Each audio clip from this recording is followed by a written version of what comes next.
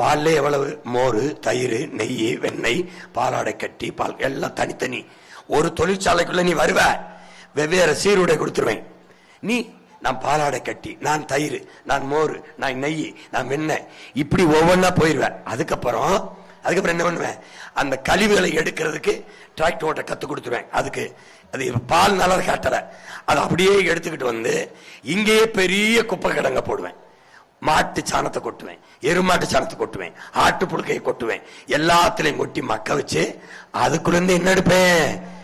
சிலிண்டருக்கு கேஸ் எடுப்பேன். எப்படி எடுப்பேன்? அங்க ஒரு சிறைச்சாலை, அங்க உனக்கு வேலை. படிச்சவன் படிக்காம என் ஆத்தாளுக்கு அக்காவுக்கு அன்னபூர்ணி சூப்பர் 6 கிடையாது, எல்லாம் 6, எல்லாம் 6. ஓசி கிடையாது.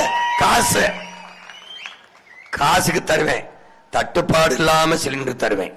ஆனா நான் உற்பத்திக்காக செலவு, அங்க வேலை பார்க்கிற என் பிள்ளைக்கு சம்பளம் கொடுக்கணும்ல, அதை கொடுத்துட்டு எடுத்துக்க. இந்த ஓசிக்கு விற்க வந்தவன் இல்ல நான். ஓசி அதை கொடுப்பேன் படிப்பு, ஓசி அதை கொடுப்பேன் மருத்துவம், ஓசி அதை கொடுப்பேன் தண்ணி, வேற எதையும் ஓசி அதை எதிர்பார்க்காத.